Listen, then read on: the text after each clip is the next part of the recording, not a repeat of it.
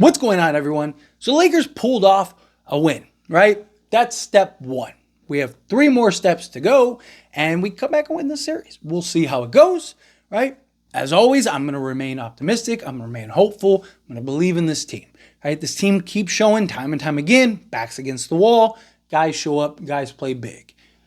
We need the consistency, though. Right? Like, that's the key. The consistency from the role players. Can the role players step up? Can the role players play well enough to translate to more victories? You got the monkey off the back win. You got the, hey, we can beat this team win, which is huge, in my opinion. I mean, massive. Right? To me, everything boils down to Game 5. Lakers win Game 5. I actually think they force Game 7.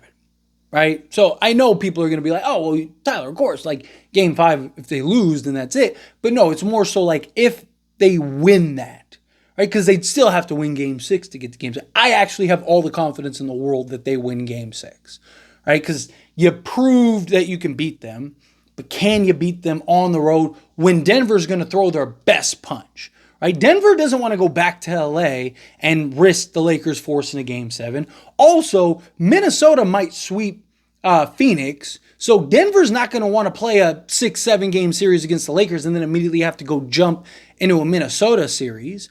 Right? So Denver's going to bring the heat. They're going to want to close this out at home, close this out in 5, and give the gentleman sweep.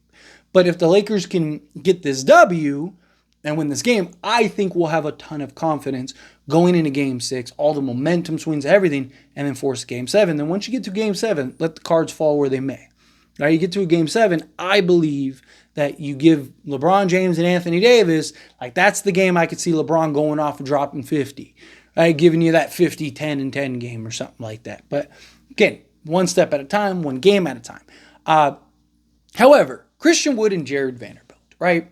So I talked about in the before the previous game, should the Lakers even bring them back, right? Like Jarred Vanderbilt in particular, you got to imagine the Lakers are probably going to want to keep him, right? Like moral history tells you that this series is likely over.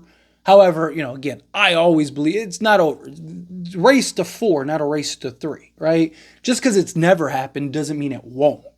Eventually, somebody's going to break over that hump, and if anyone's going to do it, it's the guy that's on this poster behind me.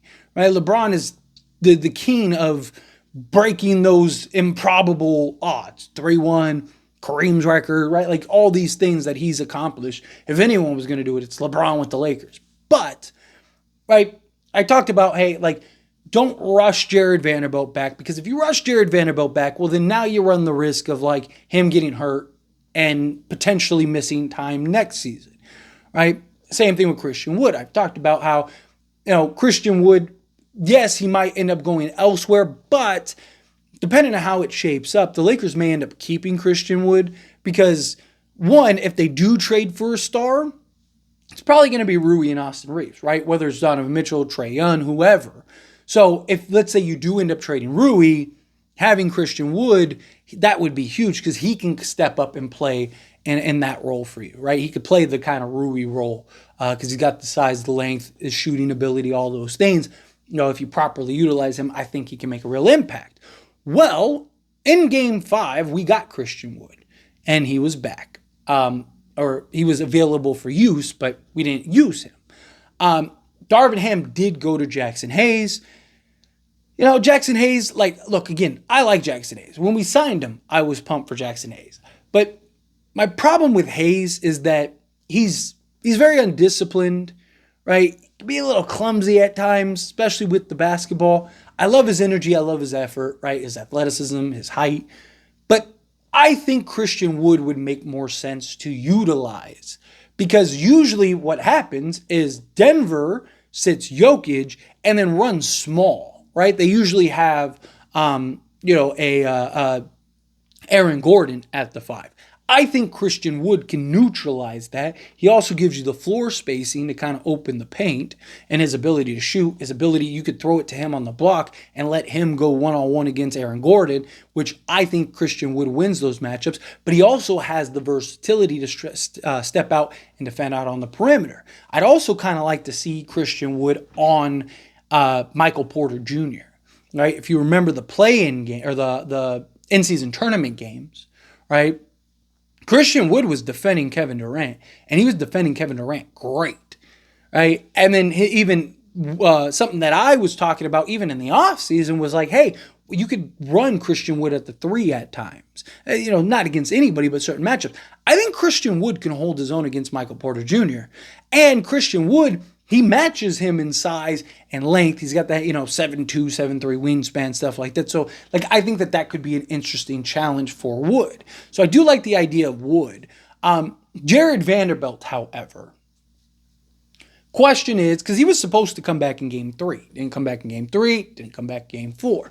Now, there is an argument to be made of bringing him back for game 5, right? Just gives you another body again to throw on Michael Porter Jr., another body to throw on Jamal Murray, right? Kind of, even if he does play, same thing with Christian Wood, right? If these guys play, it's going to be limited minutes. They're not going to be playing 30 minutes a game or anything like that. It's going to be very limited. But to me, and of course, I want to hear your thoughts and opinions, so let me know down in the comments. But to me, I think you wait on Jarred Vanderbilt, right? You have gone this far without Vando, and the altitude, I don't think would be best for Jarred Vanderbilt's first game back. So to me, I think you leave Vando out. You run with the guys that you've been running with. And then if you win game 5, right, now you have all that momentum, all of that confidence, all of just everything. The pressure's all on Denver now, everything like that. Now you bring back Jarred Vanderbilt. He got a little extra rest, right? And also between game 5 and 6, there's 3 days if I'm not mistaken. So you get extra rest. So now Vando's got that extra rest. He didn't have to rush back. He doesn't have to play in altitude. He gets to play at home where the crowd is going to be on his side. He's going to be buying into the momentum. He's going to be buying into the confidence. And Jarred Vanderbilt could end up being that one kind of monkey wrench that gets thrown in that Denver isn't really necessarily accounting for, right? So now you could throw Jarred Vanderbilt in there, and I think he'd have a little more impact. Again, you're not going to play him 30 minutes, but say you play him 10, he can be a guy that can keep applying pressure, help with the rebounding department on the defensive side. Whatever offense he gives you is just an added bonus. But also then he gets the LA game to kind of get his legs under him, to get his breath, and you can kind of evaluate him in that game.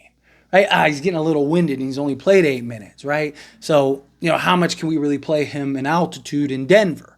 Right? Or man, he looks great. He looks like he could go another 10 minutes. Maybe we can lean on him heavily in Denver, right? It kind of gives him an opportunity to kind of ease into himself without having to deal with just the altitude, the environment of the crowd, all that stuff. Where if he's playing a little bad and it's we gotta, we might have to pull him. It's not like a crowd that's just screaming in his ear and stuff like that. It's a crowd that's uplifting him and hey, it's fine. You just got back. Let's go. Great job in the limited minutes. I just think that I think you should play Christian Wood in Denver, right? Because again, Christian Wood, his game isn't like Vando's. Vando, what we need from Vando is that high energy, high motor, basically cover the entire court, teleport like you're Goku. You need this crazy focused energy that very few people can do, period. But Jarred Vanderbilt's really good in that regard, right? Where Christian Wood, you're looking for him more of just kind of be on the block guy, kind of hang out on the perimeter at times, maybe defend out on the perimeter against Michael. But it's just a different role, right? Christian Wood isn't known as this hyper athlete who's running all over the place, right? So I just think you can get away with Christian Wood. Christian Wood could play game 5. You win game 5. You're back to LA. You bring in Jarred Vanderbilt for game 6. That kind of allows him to kind of get in a flow, get in a rhythm, be kind of that ace in the hole that we didn't have the other games that could maybe have an impact and be the difference in game 6. Then you're going out back to Denver for game 7, and hopefully he's ready, he's locked in, he's loaded. And then, if you pull out that win in game 7, now you got a full-fledged Jarred Vanderbilt to throw on Anthony Edwards and slow him down in the next series against Minnesota. So it's like one of those things where it's like, I just think that is the best approach personally. I think that would be the way to go about it.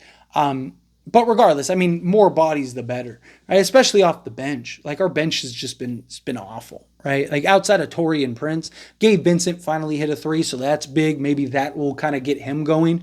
That would be nice. Spencer Dinwiddie, I'd like to see him be more aggressive when he has the basketball in his hand. Stop settling so much. Stop, just being so passive. Look to be aggressive and apply pressure on Denver. Go be that bucket getter that we know he can be, right? And then Torrey and Prince just keep doing what you're doing. Prince has been great and just been doing a great job of applying pressure and not settling and hitting his shots and stuff. So I really like if we can add, a Christian Wood and a Jarred Vanderbilt to the bench and kind of use our depth as an advantage. I think that could go a long way. But anyway, again, as always, this is a discussion. I pass the question on to you. Let me know your thoughts and opinions down in the comments below.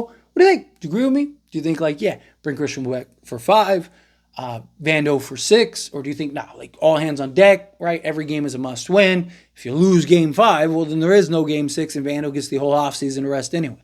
Again, I'd love to hear your thoughts and opinions. Again, I understand the argument both ways, but just want to hear your thoughts. So that being said, if you haven't liked this video, hit that like button. Helps me a lot. Helps me enjoy these types of videos, and I truly appreciate it. Not subscribe channel, hit that subscribe button. Turn on the bell notifications. Appreciate y'all. See you in the next one. Thank you.